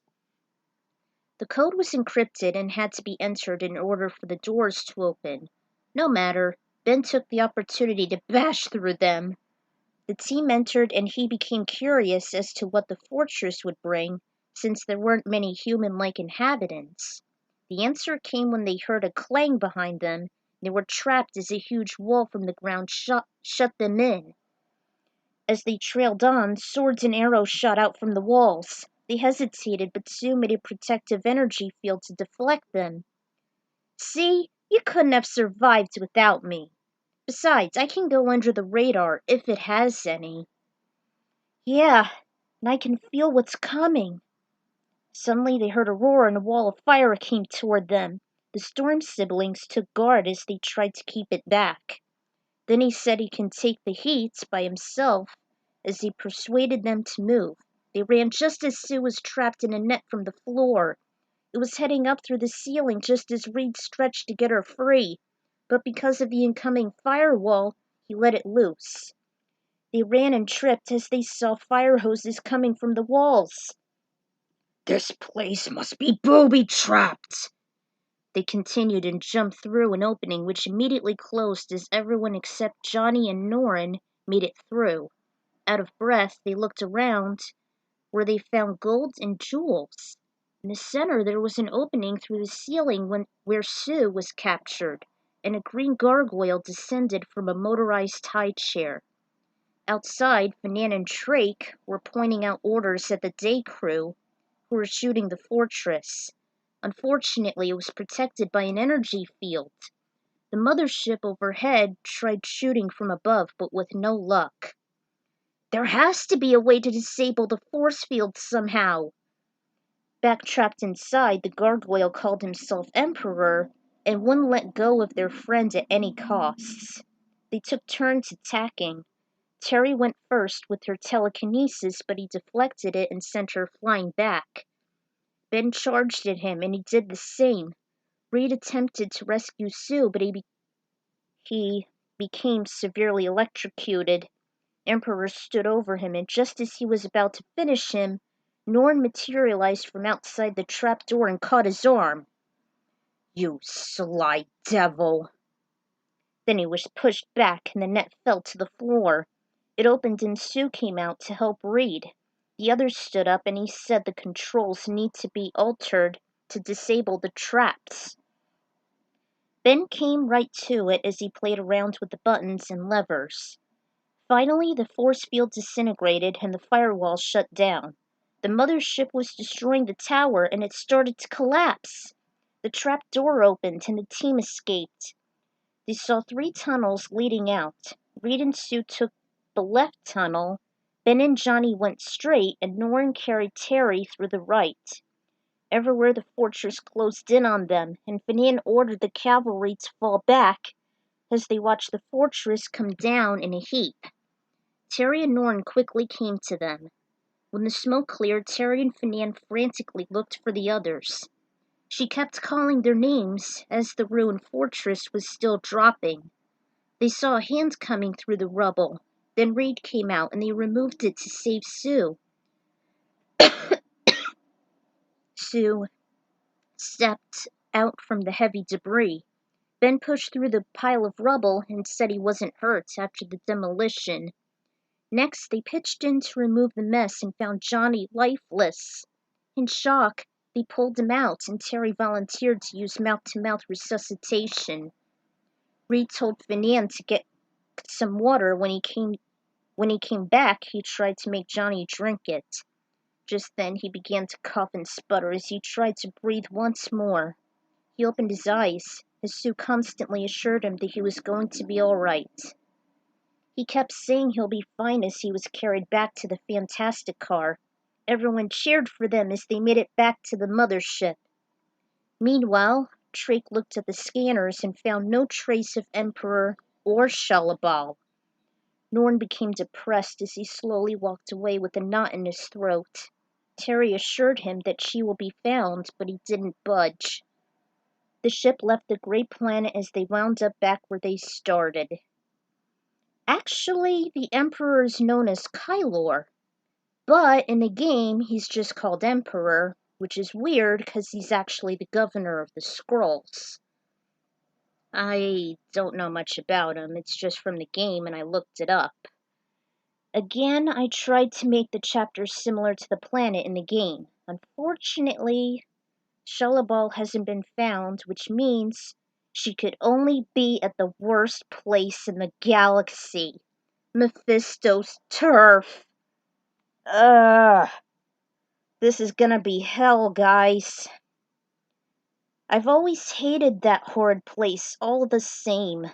It'll be featured in the next chapter, so sit tight. Ugh. I hate doing this.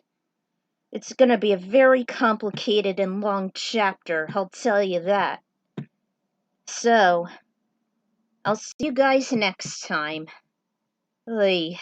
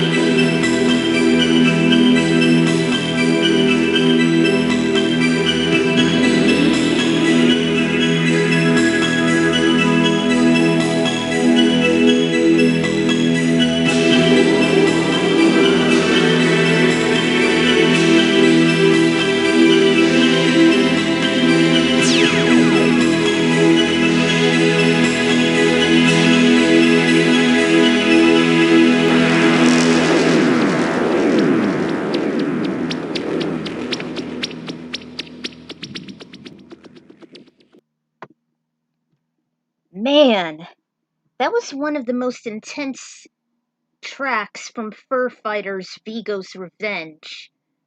And I think it's quite suitable for, like, one portion of this next mission. Ugh, Mephisto's turf. This is gonna be a handful. Welcome back to another chapter of the search for Shalla-Bal. Last time, we actually went to Skullros, and the entire team actually, including the day crew of the Zenlavian crew, have actually entered Skullros in the fortress to search for Shalla-Bal, and the team met up with the Emperor, even though his name's technically Kylor, but it's actually irrelevant in the game. Anyway, same thing went with the other missions. They had no luck with the Shalla-Bal. Visions were wrong, which meant only one thing. Terry's vision was right, out of all of them, and they're on their way to Mephisto's turf. Ugh. Let's just get this over with, shall we? I'm not looking forward on doing this. Chapter 6. It was during the wee hours. Terry woke up with a chill, meaning that something was wrong. She realized that Norrin was missing. She frantically searched the entire ship and kept calling his name, but with no results. She saw the night crew and alerted them that he ran away. The head of the group told her that they are arriving at a new destination which was 5 light years away. He was certain that Norrin would be there looking for Shalla-Bal, and I had no name for it. I wasn't lucky this time. Just then, Trake, Finan, and the rest of the gang stepped into the cockpit. Sue asked Terry what she said was true. Finan replied that Norrin was so desperate he left to pursue Shalla-Bal alone. The mothership went into light speed and arrived at their new location in less than 30 minutes. It was a dark blood-red planet that looked like it was dying as they saw explosions coming from the surface. Telepath as she was, Terry held her head as she told the team that she kept hearing screams of brutal agony. The strangest thing was that the planet was dying, but yet it remained still. It was as if it was destroying itself repeatedly. Norrin has to be at that horrible place, and I think Shalla-Bal is there too. Determined about his welfare, she said, "Let's do it!" They've trusted their instincts, and Reed and the foursome ran to the Astro Wing. They couldn't use the Fantastic car because the planet's condition was so intense. Terry whispered, "I think this is the place where we had those dreams. Unlike Finan's, Elmar's, and Jartran's, this could be the one." He nodded, and the Astro Wing headed to the perishing planet with the mothership close behind. It was like flying through Jupiter's great red spot as the vessel entered the atmosphere, and then it felt a strong pull dragging the guys inside. She lost control for a few seconds, and then they saw demon-like creatures emerge from the ground in nearby tunnels. Johnny wanted to take the fight outside as he engulfed himself into a flame when he jumped out. "Flame on!" At the mothership, Finan ordered, "We're under attack! Fire at will!" The Astro Wing traveled slowly as it shot at the attackers with their piercing eyes, fierce teeth, and razor-sharp claws. But not all of them went down. Their speed was incredible, and at times they adapted to the weapons.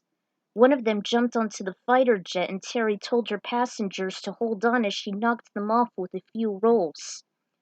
Johnny had some difficulty too as he became more and more exhausted from fighting the menacing creatures. They were fast, but also strong. When the Astro Wing passed below some of the little caverns, it was held down by a powerful gravitational force. She tried to hold it up with her force fields, but it was almost no use. Just as they couldn't take the pressure, Terry was able to control it again, but this time it was Norrin who saved it. He lifted the Astro Wing as they encountered more pressure, even the mothership, which was only miles away. Soon the ship stopped safely as the guys talked to him of his whereabouts. He explained that Shalla-Bal must be imprisoned somewhere in this planet. He could somehow feel it, that she's in desperate need of rescue, and that she's expecting him to come. He insisted that he should lead while the others followed, but before they made their move, he had an idea. He wanted someone to merge their powers into one like they did last time. "Oh no, I'm not going down that road again. Surely it's dangerous, but do you have any brighter ideas?" Then Reed stood up and said he'll go this time. He's confident that he'll use their powers wisely. With that said, Norrin went through the entrance and made Reed very flimsy. He became lightheaded and his breathing became shallow. Later, when Norrin was done, he fell to his knees and breathed heavily. When his head cleared, they put their hands in, and Reed touched them. He felt a jolt run through his arm, then he took it off, and felt like he was invincible. Ben and the others looked and felt different as they realized their powers were gone. Reed decided to lead the way with Norrin, and off they went. Shortly they met more of the creatures, and Reed realized that he was stronger and faster with his new abilities. Just as they were in the clear, they felt an even more powerful pull, but this time it was crashing into the obstacles ahead on the ground. They heard a maniacal laugh. They saw a big devil in front of them. Terry and Reed recognized him from the dreams they had before they went to Zenlaw. He said in an evil tone, "You've made it this far, but you'll never be able to pass me. You've come to the right place. and it will be your final resting place as it was Shala's. In response, the surfer's expressions went grim. He asked, "What did you say?" "I know you. You're Norn Rad, a herald who disobeyed Galactus. You went into exile, and so you were unable to see your loved one again. Because of you, darn error, she belongs to me." In disbelief, he told him that he could still feel her presence, alive and well, until he saves her. "You've come too late! She belongs to me!" Norn lunged toward the demon, but he fought back with a punch. Holding his arm, he tried again, but with Reed by his side and the Astro Wing shooting him. It was as if they were having no effect on him. The vessel took severe damage, and the duo were getting more weary every minute. They stopped, and Terry requested to head back to the mothership, since it can't take much more abuse. Just as she was about to give up, the demon swiped at it like a fly. That was enough to let it shut down. Norn and Reed watched helplessly as it crashed and burned to nowhere. In shock and fear, Fanan and his crew observed everything that transpired. "We're dead meat! That was Mephisto they just dealt with. We can't give up. We must save Shalla-Bal. Drake, it's now up to us. We must take the fight to them. There may not be a winning chance, but I can tell you this. As long as there is a single breath in Norn's body, he will not give up. And neither can we." He added his hand. Everyone else pitched in to save Shalla-Bal and fight whatever's in their reach. Hidden somewhere, the Astro Wing crash-landed in a heap. A few hours have passed before Terry regained consciousness and used her hand to lift up the rubble. She found Sue, who didn't wake up yet. She called her name, but there wasn't any luck. Then she cried out, wondering if there was anyone left to help her. Fortunately, Johnny responded, and even though she liked him the least, she was glad to see him. She told him that his sister's still out of commission. Then they heard a moan coming from the wreckage. It was Ben, still in his human form. They assisted and asked him if he was okay. He was a little dizzy, but intact. Relieved and thankful, they wondered how they were going to fix the Astro Wing and stop that demon. "It was Mephisto. I heard his name a couple times while I was out." "Never the worrier," Johnny responded. "Whoever he is, that demon is one serious fighter to beat. We've got to do something, guys. We won't survive another minute from him. I have an idea. We stay and repair the ship, or at least try to, while one of us searches for Shalla-Bal." "Yeah, we have those buttons on our uniforms where the emblem is. Reed just installed them just before we came here." "You're leaving me? By myself?" "You'll be fine. We're here." "Oh, all right. One of us should keep an eye on Sue just in case." Ben made a small utility belt for Terry, consisting of some tools, a flashlight, even a taser. "You certainly are a handyman, Ben. If you need us, just hit the button, but press and hold to talk to us." The duo wished her luck as she searched for Shalla-Bal alone, or worse, find herself in Mephisto's shadow. Meanwhile, at topside, Reed and Norn trekked on. At times they got into a debate. "We should check on Sue and the others," Reed said, but Norn refused. The longer they wait, the less chances that Shalla-Bal may still be alive. Reed tried using the alarm, but the signal went blank. He hoped they'll be okay. They saw a bunch of corpses moaning, and they split up as they went through passages with flames thrown at them. Shortly, they went on together. Terry at times called Shella's name to see if she's nearby. With a flashlight in one hand and a taser in the other, she wandered while avoiding burning coal. She stepped on a small pile of broken glass and saw a torn vent. She went on all fours, struggled to take off the cover, and shined her flashlight inside of it. She removed a big cube blocking the vent and smelt something that was rotting like a corpse. When she saw it in the corner, her heart quickened as she went out and pressed on. "Did you find her yet?" Ben said. Terry pressed the button and said there was no luck, but she did see a lot of corpses. The place was giving her the jitters.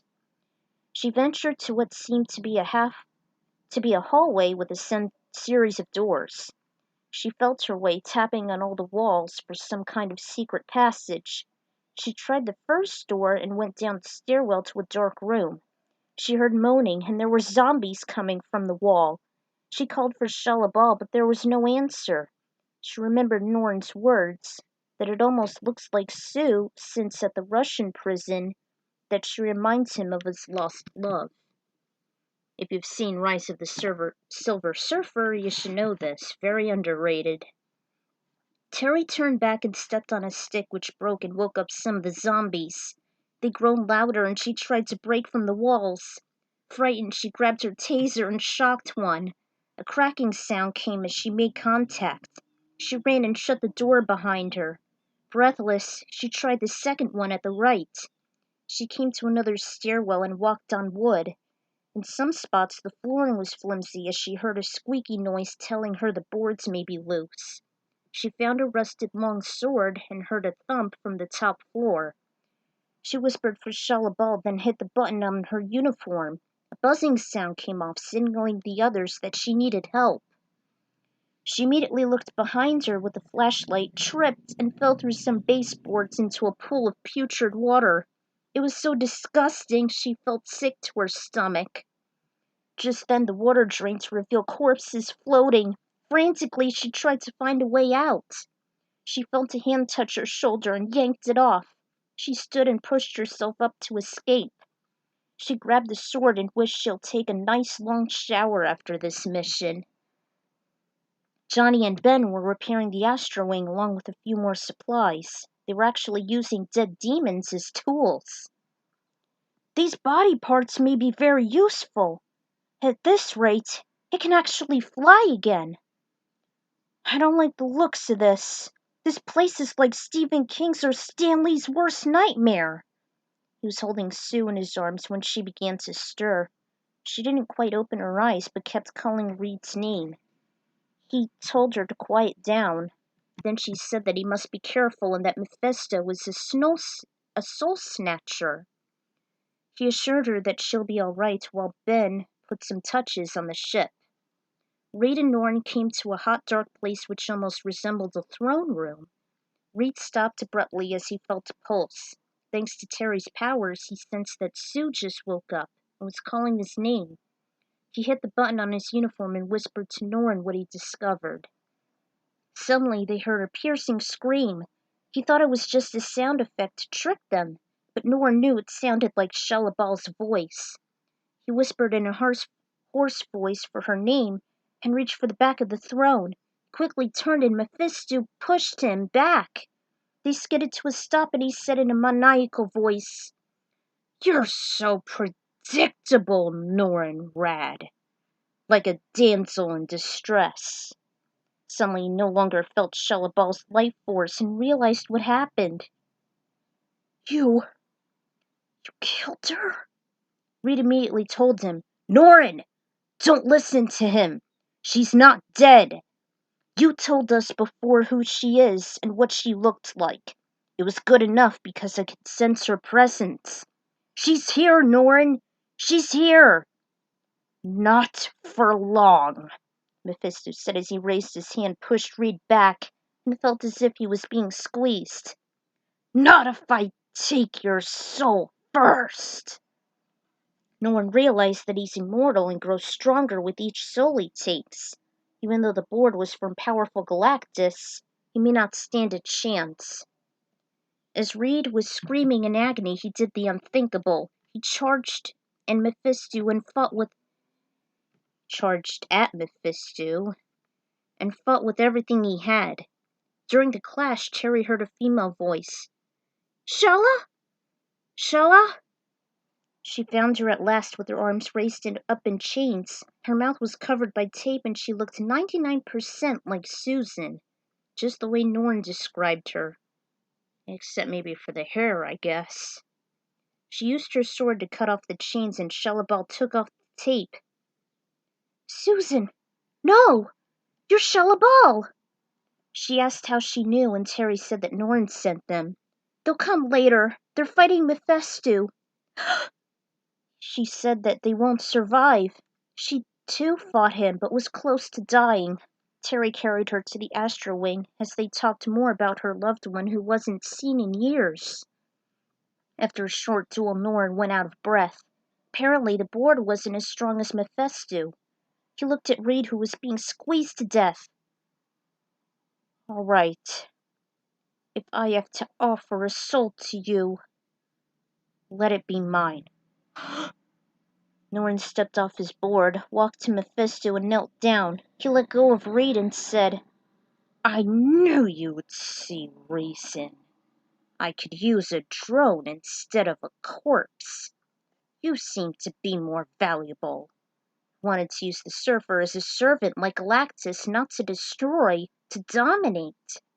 Grabbed a shiny red spear and was about to throw it at him when Fernand stepped in. Norrin! No! He kept screaming and suddenly it impaled him. He fell into his half-brother's arms.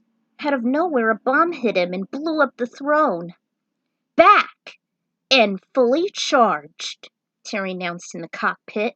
Reed ran to it while carrying a bleeding Fernand, and Ben explained that the damage they withstood had been minimized by 50% thanks to the demons they found. The team reunited. Shalla-Bal stepped forward and called Norn's name. He looked up and was caught in her eyes. He stepped onto the board and looked closer at her. Then they were in each other's arms. You came back, he said while he was blinking back tears. Mephisto started to rise as the room collapsed. They were trapped, but Norn knew the way. The Astro Wing followed as he led them out. Demons and other creatures chased them, but luckily they escaped to the mothership. Fernand was taking short breaths as he told Norn not to worry about him. Good luck, brother. I'm sorry that I can't. Fernand said as he closed his eyes. He sacrificed his life for Norn while he was selling his soul. There were a few sobs and Drake begged him to bring Fernand back, if possible. Norn was in Shalla-Bal's arms once more. He tried to kiss her when he noticed something he couldn't touch her. Shalla-Bal concluded that the reason was, even though they found her, she was missing something. They only found her soul. Man, that was awesome! We all know Mephisto is the Satan incarnate from the Marvel Universe. So, of course he's immortal and can't die. The scenario when Terry was looking for Shala was roughly inspired by that scene from Disturbia. It was quite a twist that Fernand, Norn's half-brother, willingly sacrificed himself to save his soul. Now, Shala's missing, and they're on their final destination to get her body. Stay tuned for the epic finale.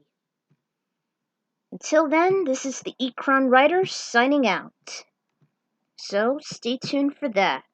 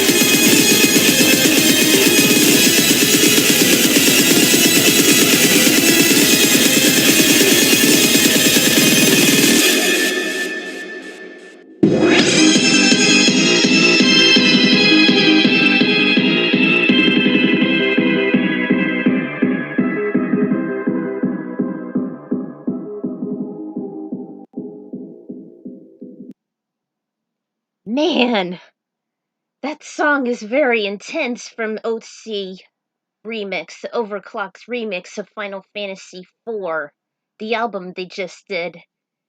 Very intense remix of Escape, especially for what's to come. Welcome to the finale of the search for Shalla-Bal. Last time, the Fantastic Five, actually the Fantastic Four and Terry and Norrin have actually went to Mephisto's planet, and they actually found Shalla-Bal, but there was a twist to this. For you see, they managed to find her soul rather than her body. And it was actually stolen by Mephisto because if you know Marvel, Mephisto is like Lucifer, the Marvel version of Lucifer, so it's no doubt that he's like a soul collector or a soul stealer. So, because he was so indestructible, they had no choice but to escape. And Fanan actually sacrificed his life for his half-brother Norrin, because he was about to offer his soul to Mephisto in exchange for Shalla-Bal. Like, geez, not even the powerful Galactus via his board would stand a chance against him. He's really that immortal. He's really strong. Maybe be even stronger than Galactus. Who knows? So, with that twist out of the way, and Fanan's tragic sacrifice, let's see what's next, shall we? Alright, Chapter 7. It was hard to believe, but it turned out that Shalla-Bal was right. Terry proved it when she tried touching her. She just saw her hand go right through her, and she felt nothing at all. She asked, "Do you remember where Mephisto kept your body?" Shalla-Bal shook her head. However, she did remember him saying that it was taken to an intergalactic graveyard. Shriek suddenly looked up and said that it was known as the Magic Domain. No one knew because nobody has ever been there personally. It was said that it was a distant universe in which a powerful ruler reigns over a mysterious junkyard of sorts. Rumor had it that a lot of black holes were created there. Some of the junk were brought there by very strong cosmic pulses. No one has ever survived while being carried to this place. I suppose it's ironic, since it doesn't seem to be magic at all, Shrike thought sadly, watching over his fallen comrade. Recently Norrin came to Fanan's side and used his hands to make him breathe again, but he remained unconscious. According to the analysis, Drake and Reed concluded the magic domain was 6 light-years south from where the group last visited. They wasted no time heading to the space graveyard. When the mothership arrived a few hours later, Drake immediately shown Reed and the others an amazing surprise. The fantastic car looked the same, but from the exterior, it was different. Half of the day and night crews had remade the body so it could be able to travel in space. The group, in astonishment, can now use it to look for Shalla-Bal's body. They only went by themselves because Norrin was certain that he couldn't proceed in the other galaxy since he was still in exile. He stayed with Drake and Shalla-Bal while they set off with the new Fantastic Car and the Astra Wing.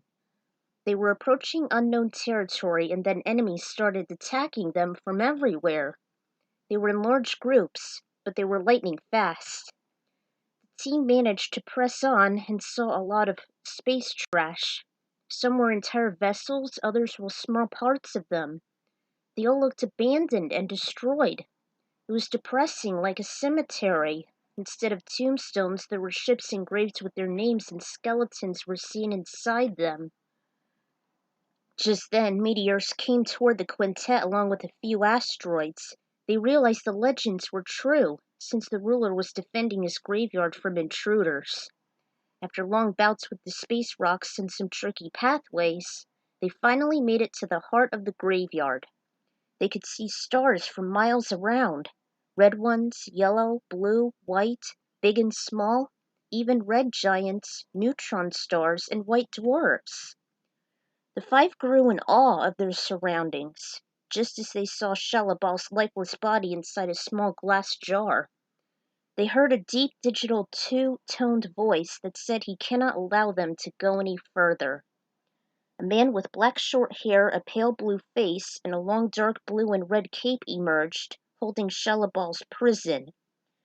"This is what you came for, isn't it? You've come to the right place. To be demolished just like many of the other ships that came here." Then in astonishment he declared to keep the Astrowing and the Fantastic Car, since he was interested on adding the Fantastic Five to his collection. "Such a pity that you must go down." He spread out his hands, and an enormous volley of missiles and lasers shot out toward the team. The two vessels split up. Terry evaded some of the melee and shot at the oncoming missiles. The Fantastic Car was protected by Sue's force field. Reed and Johnny fended off the onslaught while Ben skillfully piloted his vessel.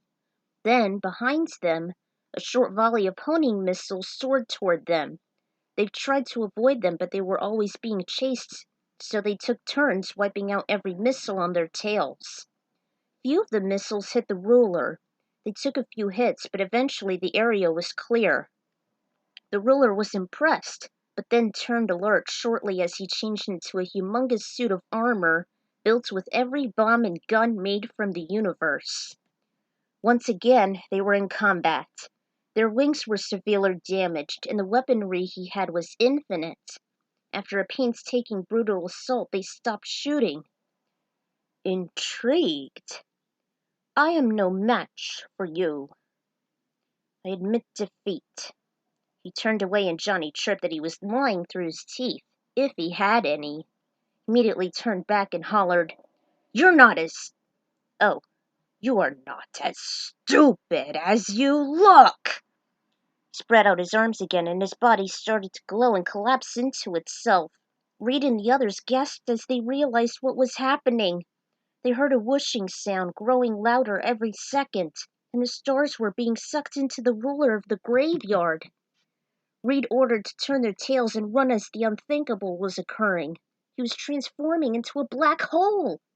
He was sacrificing his own life to take in the entire universe. He became the Singularity as the two vessels escaped with their lives after Reed snatched Shalla-Bal's body with a grappling hook. The five were unsure they were going to escape since the wings were mangled and the fuel was running out. The black hole was closing in fast as they made their way to the mothership. From there, Drake ordered the crew to take the two ships in before they and Shalla-Bal get sucked in. It shot a tractor beam which pulled them in quickly. Norn aided using his board. The Fantastic Car and the Astrowing materialized inside the parking zone, along with Shalla-Bal's encased body. The mothership turned and at warp speed flew away from the black hole. The group sighed with relief. After some long breaths and slowly came out, opened the container, and carried the body to the room where Fanan, Norn, and Treek waited for them. The body was laid on a bed beside Fanan. In a scared voice, Shalla-Bal hopes that she can reunite with her battered body. She climbed onto the bed and laid back into her body. The soul disappeared, and Norn put his hand on her heart. "Come on, Shalla. You can make it." He closed his eyes, and a few minutes later, there was a light breathing and a pulse. He squeezed her hand, and then she returned the pressure as she opened her eyes. He embraced her, and Fanan was awakened too. He looked at his hands and realized he was alive again. Thanks, Rolls." The gang giggled, and Fanan muttered, "Another family reunited." He tried to give his half-brother's attention, but he was still holding Shalla-Bal close to him. "I think we should leave these two alone." They left. Norn for the first time broke into tears. Shalla-Bal asked if he was okay, and said soothing words as she stroked him. He promised that he'll never leave her side again. The mothership headed home as the two caught up and embraced each other once more. Back where they started, at the Arctic Circle, Treek just got a message somewhere from deep space. He told Norn and the others the news.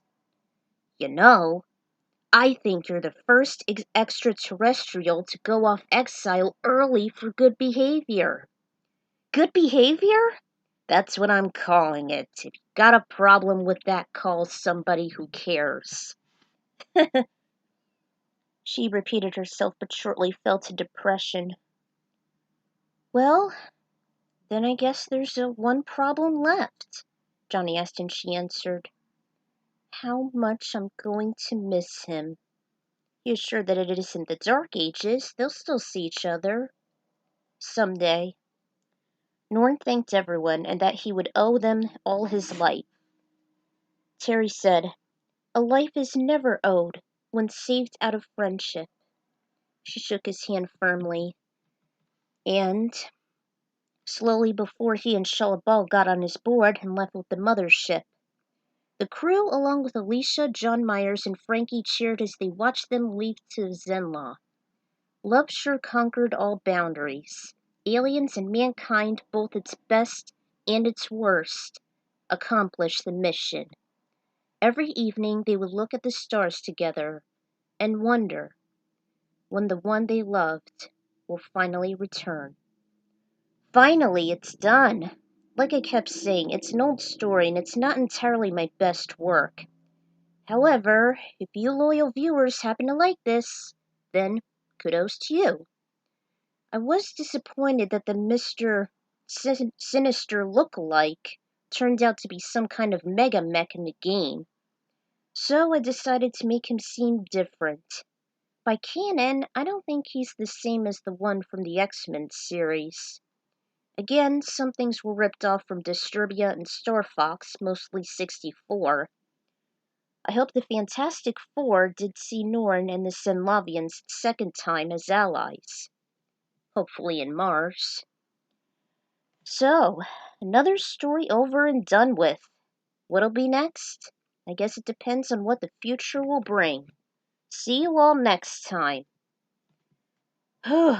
Finally, I'm done with this cluster mug. Hey, like I said, it's like the lesser of all evils when it comes to the Fantastic Four OC series. And I've made this way back. Like, back in 2009. It was like 11 years ago now. So, this is like the lesser of all evils, aside from my one-shots and mini-series. And I never actually finished this series, though. I just ran out of inspiration after I found out that the Fantastic Four won't have a third movie, and that Ioan Gruffudd himself was very disappointing in Ringer. Then again, it was a very bad show. And I just stopped following after that. Especially since the Marvel Cinematic Universe was so damn confusing and convoluted thanks to Disney's merger. Why did they have to do that? So, this is the Ecron Writers signing out, and I'm so relieved to get that out of the way. I'll see you guys all next time.